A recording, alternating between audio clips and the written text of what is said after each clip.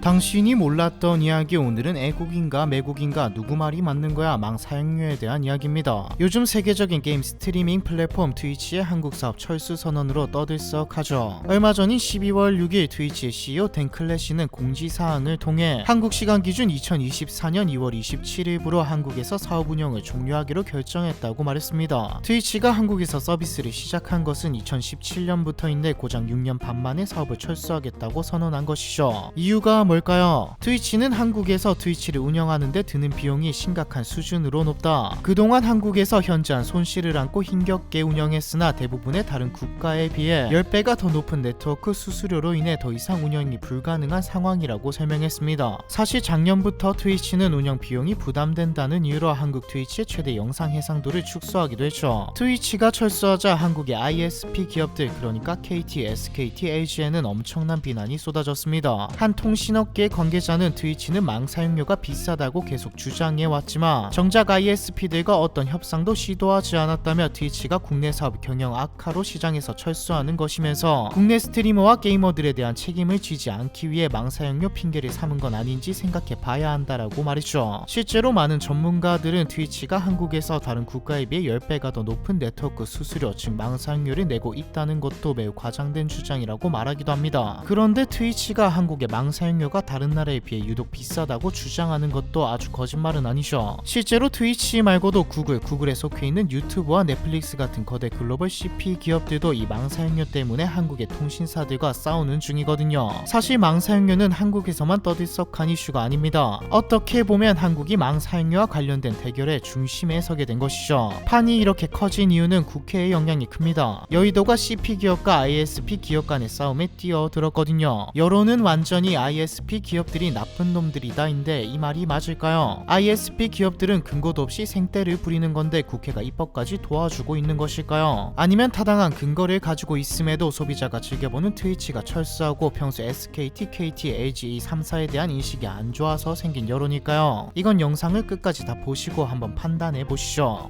그리고 CP 기업, ISP 기업 망 접속료, 망 이용료, 이게 다 뭔 말인가 싶으실 겁니다. 저도 워낙 복잡해서 정리하는데 하루 종일 걸렸거든요. 용어와 배경부터 왜 이런 상황이 벌어졌고 현재 어떤 상황인지, 그리고 양측의 입장까지 한번 같이 쭉 보시죠. 우선 용어 정리가 필요하겠죠. 유튜브와 넷플릭스, 네이버, 카카오 같은 컨텐츠 제공 사업자를 컨텐트 프로바이더, 줄여서 CP라고 부릅니다. 인터넷 망을 깔고 회선을 제공하는 통신 사업자는 인터넷 서비스 프로바이더, 줄여서 ISP라고 부르죠. 한국에서는 통신 3사, 즉 KT와 LG, SK가 대표적인 ISP인 겁니다. 논란이 많은 망 사용료는 컨텐츠 제공 사업자인 CP가 통신 사업자인 ISP가 만든 인터넷망을 이용한 대가로 지불하는 요금을 뜻합니다. 이 짧은 설명만 보면 망 사용료를 당연히 내야 하는 거 아닌가 싶죠. 무언가를 사용했다면 그 값을 지불하는 게 당연한 이치로 보이니까요. 실제로 우리 개개인 역시 인터넷을 사용하기 위해 매달 통신사에 일정 금액을 지불하고 있기도 하고요. 그런데 현재 논란이 되고 있는 망 사용료는 우리가 매달 통신사에 지불하는 인터넷비와는 조금 다릅니다. 여러분은 한 달에 인터넷비를 얼마나 내시나요? 어떤 통신사와 어떤 조건으로 계약했느냐에 따라 다르겠지만 어찌됐건 일반 사용자들은 한 달에 한 번만 인터넷비를 지불하면 될 겁니다. 인터넷을 적게 사용하든 많이 사용하든 한 달에 한 번 접속해 쇼핑만 하는 사람도 24시간 내내 영상을 재생해 놓는 사람도 매달 지불해야 하는 인터넷비는 똑같죠. 이 개념이 망 접속료입니다. 망 접속료는 인터넷을 사용하는 누구나 ISP에 지불하는 비용입니다. 개인도 기업도 마찬가지죠. 일단 놀이공원 자유 이용권을 끊었으면 그걸 가지고 놀이기구를 얼마나 타든 상관없는 것과 비슷합니다. 원래는 이게 인터넷 체계에서의 당연한 룰이자 기본 원리였습니다. 접속 용량, 즉 대역폭에 비례해서 망 접속료를 낼 뿐 발생하는 트래픽에 따라 사용료를 지불하지는 않죠. 발생시키는 트래픽에 따라서 비용을 지불하라. 그러니까 한 달에 한 번 쇼핑하는 사람과 24시간 내내 영상을 재생해 놓는 사람은 다른 돈을 내라. 이게 망 사용료 개념입니다. 물론 지금 ISP들이 주장하는 망 사용료는 개인에게 적용시키겠다는 게 아니죠. 기업들, 그러니까 CP들 중에서 트래픽을 엄청나게 트래픽을 유발하는 기업들은 트래픽에 따른 사용료를 내라는 겁니다. 참고로 넷플릭스, 구글, 트위치 같은 해외 기업들만 ISP 기업과 싸우고 있는 것은 네이버, 카카오 같은 한국의 CP들은 이미 망 사용료를 지불하고 있기 때문이죠. 그리고 하나 더, 망 중립성이라는 개념도 존재합니다. 보통 CP 측이 망 사용료를 내지 않아도 된다는 근거로 들고 오는 게 망 중립성이죠. 망 중립성은 간단하게 말해서 인터넷은 특정 개인이나 집단이 소유한 사유 재산이 아니라 모두가 함께 쓰는 공유 자산이기 때문에 누가 더 많이 쓴다고 해서 차별하면 안 된다는 말입니다. 망 중립성에는 단대단 원칙이 등장하는데, 단대단은 영어로 end to end, 즉 연결된 망의 양 끝에 붙은 기기를 뜻하죠. 우리가 쓰는 스마트폰과 PC도 다니고 네이버, 카카오의 서버도 다닙니다. 망 중립성 그리고 단대단 원칙의 주요 내용은 첫 판매자와 최종 소비자, 즉 단과 단의 권리를 우선시해야 한다는 것이죠. 망 중립성을 모르더라도 세계적인 통념으로 자리 잡았기 때문에 트래픽에 따른 사용료를 지불한다는 개념 자체가 어색하게 느껴지는 겁니다. 그럼 한국의 ISP만 세계적인 룰을 깨고 망 사용료를 요구하는 걸까요? 이게 어떻게 된 일인지 알아보려면 2016년 상호 접속 고시 사건으로 거슬러 올라가야 합니다. 2016년 페이스북 사용자가 한국에서 엄청나게 늘어나자 KT는 페이스북이 발생시키는 엄청난 트래픽량에 부담을 느끼게 됩니다. 트래픽이란 네트워크 장치에서 일정 시간 내에 흐르는 데이터의 양을 말하는데, 트래픽이 많다는 것은 사용자 접속이 많아서 전송하는 데이터의 양이 많다는 의미입니다. 쉽게 생각하면 공간은 한정적인데 들어오려는 사람이 너무 많다는 말이죠. 어떤 웹사이트에 동시 접속자가 너무 많이 몰리면 갑자기 트래픽이 초과되었다며 홈페이지 접속이 차단되는 경우 많이들 경험해 보셨을 겁니다. 이는 한정된 서버 용량이 사용자를 전부 수용하지 못해서 발생한 현상이죠. 이를 두고 흔히 서버가 터졌다라고 표현합니다. 이때 서버가 터지지 않도록 인터넷망을 제공하고 트래픽을 관리하는 게 ISP의 역할이죠. 통신사 입장에서는 과도하게 트래픽 양이 늘어나면 관리에 부담을 느끼게 됩니다. 그래서 트래픽을 유발한 CP 기업 페이스북에게 ISP 기업 KT는 2016년 책임을 요구하죠. 이때 페이스북은 KT의 데이터 센터에 캐시 서버를 두고 서버 이용료를 내겠다고 말합니다. KT는 바로 동의하죠. 캐시 서버가 있으면 트래픽 관리가 용이해질 뿐만 아니라 트랜짓 비용도 아낄 수 있거든요. 여기서 캐시 서버는 뭐고 트랜짓은 뭐냐? 먼저 캐시 서버란 인터넷 서비스 속도를 높이기 위해 사용자 가까운 곳에 데이터를 임시 저장하여 빠르게 제공해주는 프록시 서버를 의미합니다. 쉽게 말해 사람들이 자주 보는 데이터를 미리 받아놓는 데이터 임시 저장소라고 볼 수 있는데, 이 임시 저장소가 있으면 우리는 해외에 서버를 둔 기업들의 컨텐츠를 매우 빠르고 안정적으로 사용할 수 있죠. 우리는 그냥 클릭 한 번이면 네이버와 페이스북 등의 사이트에 접속할 수 있지만 사실 그 뒷면에는 여러 과정이 필요합니다. 네이버나 페이스북이 우리에게 다이렉트로 신호를 주는 게 아니라 먼저 내가 사용하는 통신사에게 신호를 보내면 그 신호를 받은 통신사가 해당 사이트로의 접속을 승인해주는 꽤 복잡한 과정을 거치죠. 그나마 네이버처럼 서버가 한국에 있다면 그 과정이 비교적 단축됩니다. 나와 네이버 사이에 과정이 하나만 껴있는 셈이니까요. 그런데 페이스북처럼 한국이 아닌 저 멀리 미국에 서버를 두고 있는 경우엔 다르죠. 페이스북은 미국 통신사와 계약을 맺은 채 미국에 서버를 두고 있으니 우리가 페이스북에 접속하려면 미국의 인터넷망에 접속해야 합니다. 이때도 우리가 다이렉트로 하는 게 아니라 우리와 계약을 맺은 한국 통신사가 페이스북과 계약을 맺은 미국 통신사와 인터넷망을 연결시켜서 신호를 받은 뒤 우리에게 전달해주는 것이죠. 한국 사람들이 자주 보는 데이터를 미리 복사하여 저장해둔 한국 전용 캐시 서버를 한국에 설치한다면 데이터를 가지러 미국까지 갈 필요가 없으니 시간도 단축되고 트래픽 초과 염려도 없이 안정적으로 데이터를 열람할 수 있게 되는 겁니다. 캐시 서버가 있으면 비용도 절감됩니다. 원래 한국 통신사가 페이스북의 데이터를 가져오기 위해 미국 통신사와 직접 연결하게 되면, 즉 미국 통신사의 인터넷망에 접속하게 되면 한국 통신사는 미국 통신사에게 망 접속료를 지불해야 합니다. 이렇게 A 통신사가 B 통신사에게 지불하는 비용을 트랜짓이라 하죠. 트랜짓이 발생하는 이유는 통신사에는 티어, 즉 등급이 존재하는데 각 통신사들은 같은 급끼리만 무상으로 친구 맺기 피어링을 하기 때문입니다. 이렇게 생각을 해보죠. 금수저 A와 금수저 B는 서로 친구입니다. 둘은 재산 수준이 비슷한 동급이기 때문에 누구 하나 손해본다는 느낌 없이 어울리며 서로 도움을 주고받는 게 가능하죠. 그런데 어느 날 자기 지역 내에서만 알아주는 은수저 C가 나타나더니 자기도 그 금수저 모임에 끼고 싶다고 친구가 되어달라고 합니다. 이때 금수저 A와 B는 은수저 C의 재산 수준을 판단하고 모임에 끼워주기는 하겠으나 친구비를 내라고 요구하죠. 금수저 A와 B는 은수저 C로부터 얻어갈 게 별로 없는 반면 은수저 C는 금수저 A, B의 네트워크에 들어가면 얻을 게 매우 많아지니까요. 트랜짓이란 티어가 낮은 통신사가 자신의 인터넷망을 티어가 높은 통신사의 인터넷망에 연결할 경우에 내야 하는 비용인 겁니다. 같은 급끼리 무상으로 연결하는 걸 피어링이라고 하고요. 있는데요. KT를 포함한 한국의 통신 3사는 모두 2티어에 해당합니다. 반면 페이스북이나 유튜브, 넷플릭스 등과 계약을 맺은 미국의 통신사는 1티어이기 때문에 2티어 KT가 1티어 미국 통신사로부터 페이스북의 데이터를 받으려면 트랜짓 비용이 발생하죠. 페이스북이 어마어마한 트래픽을 유발하고 있으니 그만큼 KT가 미국 통신사에 지불할 트랜짓 비용도 어마어마해지는 겁니다. 하지만 앞서 언급한 페이스북의 캐시 서버를 한국에 있는 KT 데이터 센터에 설치해버리면 KT가 미국 통신사를 거치지 않고 데이터를 받을 수 있으니 트랜짓 비용을 아낄 수 있는 거죠. 그렇게 KT가 만족스럽게 페이스북과 협상을 마치고 캐시 서버를 받자 SK 브로드밴드와 LG U+도 일이 수월해졌습니다. KT와 SK 브로드밴드, LG U+는 모두 2티어에 해당하는 급이 맞는 친구들이기 때문에 피어링을 맺고 서로 상부상조하고 있었거든요. 여기까지는 문제가 없죠. 어떻게 보면 트랜짓 비용에 대한 대가를 요구하는 게 그렇게 말이 안 되는 억지가 아니라는 생각이 듭니다. 그런데 과학기술정보통신부가 사이좋게 무상 공유를 하고 있던 통신 3사에게 태클을 겁니다. 같은 급끼리 피어링을 맺었든 말든 앞으로는 통신사 간에 상호 접속할 때는 무상 공유하지 말고 트래픽에 따른 접속료를 정산하라는 것이죠. 그렇게 해서 개정된 법이 바로 상호 접속고시입니다. 이 법 때문에 KT는 매우 난처해집니다. 데이터를 발생시킨 발신자 쪽이 비용을 부담해야 하는데 페이스북의 캐시 서버가 KT의 데이터 센터에 설치되어 있으니 KT가 데이터를 발생시킨 셈이 되어서 KT가 데이터 전송비를 SK 브로드밴드와 LG U+에게 내야 하는 상황이 되어버렸거든요. KT 입장에서는 억울하죠. 데이터 전송비를 감당할 수 없었던 KT는 또다시 페이스북에게 돈을 요구합니다. 하지만 비용 절감을 위해 캐시 서버를 설치해주고 접속료까지 이미 지불하고 있던 페이스북 입장에서는 황당한 요구였죠. 페이스북은 KT의 부담을 덜어주기 위해 SK 브로드밴드와 LG U+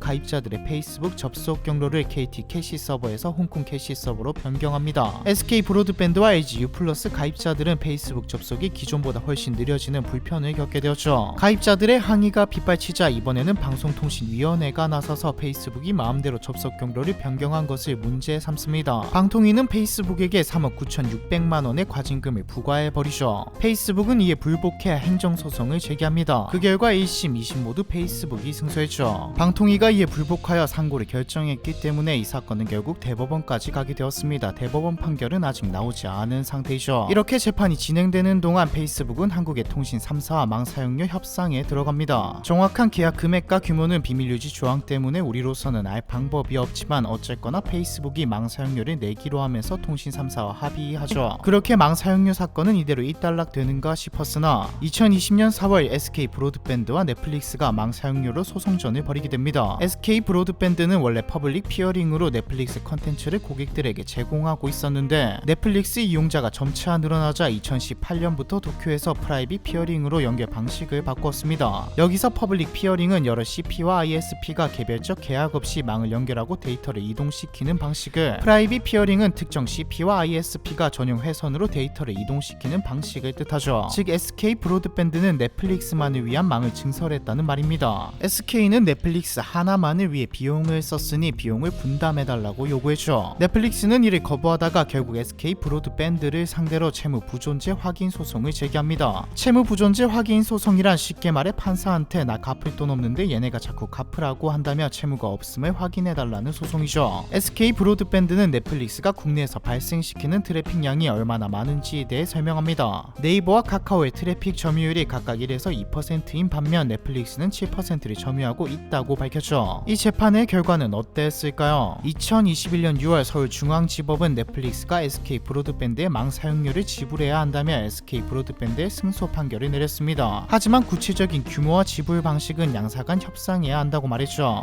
이에 넷플릭스는 항소했고 2022년 3월 16일에 2심 1차 변론이 시작되는데 이 1차 변론에서 넷플릭스는 전세계 7,800여 개 ISP와 피어링하고 있는데 대가 지급 권리가 있다고 소리 제기한 ISP는 SK 브로드밴드 뿐이라며 애당초 망 이용 때가 지급을 요구할 법적 권리가 존재하지 않기 때문이라고 말했습니다. 그리고 넷플릭스는 자신들이 자체 개발한 콘텐츠 전송 네트워크 기반 캐시 서버인 오픈 커넥트 어플라이언스를 무상으로 제공하고 있으나 SK 브로드밴드가 이를 거부하고 있다고 주장했죠. 그러나 SK 브로드밴드는 OCA를 설치해도 큰 효과를 볼 수 없다고 반박했죠. 컨텐츠 트래픽이 40배 폭증하면서 시설 투자를 감당할 수 없는 지경에 이르렀다고 말입니다. 그렇게 치열한 법적 공방 끝에 약 3달 전인 2023년 9월 SK 브로드밴드와 넷플릭스는 갑자기 상호소송 취하 합의에 들어갑니다. 정확히 어떤 합의를 했는지 우리로서는 알 방법이 없으나 하거나 상호소송 취하에 합의했다는 점을 볼 때 어느 한쪽이 불리한 조건은 없었을 테고 소송을 취하하는 대가로 넷플릭스가 막 이용 대가에 상응하는 경제가치 일부를 SK 브로드밴드에 제공했을 것으로 분석되죠. 그런데 이렇게 페이스북과 넷플릭스가 국내 통신사 방통위 등과 싸우는 동안 구글은 뭘 하고 있었을까요? 구글은 2023년 기준 국내 통신망 트래픽을 28.6%나 차지하고 있을 만큼 트래픽을 압도적으로 가장 많이 유발하는 CP인데 왜 구글과는 마찰이 없었을까요? 구글에 대적해서 좋을 게 없기 때문입니다. 구글은 전 세계를 장악하고 있는 초거대 CP이고 특히 전 국민이 모두 이용하는 유튜브라는 거대 플랫폼까지 가지고 있기 때문에 이런 기업과 대적한다는 건 너무 리스크가 크니까요. 또한 구글은 통신 3사 모두에게 캐시 서버를 설치해준 상태이기 때문에 딱히 문제될 게 없기도 했고요. 거기다 구글은 직접 망을 깔았습니다. 구글이 발생시키는 트래픽이 워낙 거대하다 보니 서비스 품질을 유지하기 위해 ISP 기업이 아님에도 전 세계에 망을 깔아놓았죠. 그런데 2022년 9월 국회가 망 사용료 관련 전기통신사업법 개정 법률안을 발의하면서 문제가 생깁니다. 한마디로 이때까지 ISP와 CP가 서로 싸우고 합의하던 내용을 법으로 제정해 버리겠다는 것이죠. 법으로 제정되면 구글도 피해갈 수 없습니다. 한국에서 하는 사업은 한국법을 따라야 하니까요. 여기까지 왔다면 느끼셨을 겁니다. CP, ISP 둘 다 기업이죠. 기업 간의 분쟁입니다. 각자 기업의 이익을 주장하는 것이고 분쟁 사항은 법원에서 판결을 받으면 될 문제이죠. 이 과정에서 합의도 하고 선례도 만들어지겠죠. 그런데 만약 이 법안이 통과되면 기업 간의 분쟁을 넘어서는 국가적 문제가 됩니다. 망 사용료가 국제화될 수도 있죠. 해외 ISP 기업들이 한국의 선례를 보면서 우리도 사용료를 받겠다고 나설 수 있다는 말입니다. 반대로 한국에만 이런 법이 존재하게 될 수도 있고요. 약간 왕따처럼 말이죠. 결국 구글은 망 사용료에 대해 깊은 우려를 표하며 망 사용료 관련 법안을 폐기할 것을 요구하는 서명운동을 시작했습니다. 이 무렵에 트위치는 최대 화제를 낮추었고 결국엔 한국 사업 철수를 선언하게 된 것이죠. 여러분은 어떻게 생각하시나요? 듣다 보니 ISP들의 주장도 일리가 있는데라는 생각이 드시나요? 아니면 한국에서 독과점인 ISP들의 칼춤으로 보이시나요? 국내 통신 3사는 이미 국내 CP인 네이버와 카카오로부터 수백억 대의 망 사용료를 받아오고 있었습니다. 그래서 페이스북이나 유튜브, 넷플릭스로부터 망 사용료를 받지 않는다면 이건 형평성에 어긋나는 일이라고 주장하죠. 하지만 형평성 때문에 망 사용료를 받는 것이라며 네이버와 카카오에게서도 망 사용료를 안 받으면 되는 거 아니냐라고 말할 수도 있죠. 사실 이건 우리가 고민해야 될 문제가 아닙니다. 말 그대로 기업 간의 문제이고 기업이 만나 이야기하고 조율해야 할 문제이죠. 망 사용료 문제의 핵심은 크게 두 가지입니다. 하나는 국가가 끼어들었다는 것이죠. 가장 큰 문제가 된 지금 두 사례 상호 접속 고시와 구글이 망 사용료에 뛰어들게 된 이 두 사건 모두 국가의 개입이 문제가 되었죠. 세상이 빠르게 발전하는 지금 법의 제정과 적용은 적어도 첨단 산업 분야에서 절대 현실을 따라가지 못합니다. 현실과 어긋나는 이상한 법이 될 가능성이 높죠. 이런 상황에서 다른 나라에서 선례가 명확하게 있는 것도 아닌데 국회가 나서서 입법을 추진한다는 것은 아무리 봐도 섣불러 보이네요. 다른 하나는 소비자를 넘어서 한국에게 끼칠 영향입니다. 먼저 소비자와 저 같은 크리에이터들은 어떻게 해서든 피해를 입겠죠. 서비스의 품질은 낮아질 것이고 비싸질 겁니다. 그리고 만약 망 사용료가 한국에서 합법화되어 국제화로 이어진다면 한국에서 오징어 게임 같은 세계적인 히트작이 나왔을 때 ISP 기업들이 오징어 게임 때문에 트래픽 부담이 심하니 사용료를 내라고 요구할 게 뻔해지죠. 9월 20일에는 망 사용료와 관련된 공청회 K 콘텐츠 산업과 바람직한 망 이용 정책 방향 토론회가 열렸는데 이 공청회에 참여한 이효영 국립외교원 교수는 이번 법안이 채택되면 국내 콘텐츠에 대한 수출 장벽을 스스로 세우게 되는 결과를 초래할 수 있다고 말했죠. 동시에 해외 CP 기업에게 망 사용료를 요구하면 반대로 해외 ISP 기업 또한 국내 CP 기업에게 망 사용료를 받을 겁니다. 국제화가 안 된다고 해도 문제가 있죠. 한국에서만 이런 법이 있다. 해외 기업들은 망 사용료로 인해 한국에서 사업을 하지 않을 수도 있습니다. 망 사용료를 내면 얼마 남지도 않는데 굳이 왜 사업을 하냐죠. 이게 트위치의 사례이고요. 한국 기업들도 마찬가지이죠. 한국에서 한국인들을 위한 서비스를 개발하는 것보다 해외에서 서비스하는 게 훨씬 더 이윤이 많이 남게 됩니다. 네이버가 만약 한국과 미국 양측에서 공부 서비스를 개발했다고 치면 내용 서비스의 질은 물론 가격도 미국이 더 낮게 책정되겠죠. 어느 해외 대기업이 돈도 안 되는 한국에서 컨텐츠에 투자할까요? 대박쳐도 얼마 못 버는 한국과 중박만 쳐도 많이 버는 다른 나라가 있다면 중박에 더 투자하게 될 것이고 어느 순간 역전당하게 되겠죠. 이걸 애국, 매국과 연관짓는 사람도 꽤 있습니다. 그러니까 해외 기업에게 한국 기업이 돈을 받는 건데 반대하는 건 매국론이야 이거죠. 사실 이게 가장 문제입니다. 한국 기업이 돈 많이 벌면 당연히 좋죠. 그런데 이게 결과적으로 한국에게 이득이냐는 데에는 확답을 할 수 없습니다. 다른 나라 기업들 특히 미국이 가만히 있을까요? 미국이 복수할 것이라는 건 예측이고 과대 주장 아니냐? 아니죠. 선례가 있습니다. 있습니다. 똑같지는 않지만 EU가 글로벌 IT 기업들에게 유럽에서 돈은 벌어가고 세금은 내지 않는다며 EU에서 자체적으로 디지털세를 도입하겠다고 발표한 적이 있죠. 글로벌 IT 기업 내 구글, 페이스북, 아마존 전부 미국 기업들입니다. 미국은 어떻게 했을까요? 미국의 자국 기업 보호, 무역 전쟁으로 가나라는 말까지 나왔죠. 미국은 디지털세는 미국 기업을 저격한 것이다라며 디지털세를 도입한 영국, 오스트리아, 이탈리아, 스페인, 터키, 인도 등 6개 국가의 제품에 대한 보복 관세 부과안을 계속 검토하겠다. EU가 향후 디지털세를 적용하면 보복 관세에 나설 수 있다라고 발표했습니다. 괜한 우려가 아니라는 말이죠. 사실 디지털세야 세금의 개념이지만 지금 한국의 망 사용료는 세계적인 선례를 만드는 순간이기도 합니다. 양측 간의 충분한 논의가 꽤 긴 시간 오가야 하죠. 갑자기 지금 법을 만들어 버리면 내 문제가 많아지지 않을까, 혹시 더 큰 나비 효과를 불러오지 않을까 하는 생각이 드네요. 망 사용료에 대한 이야기 이번 편은 여기까지입니다.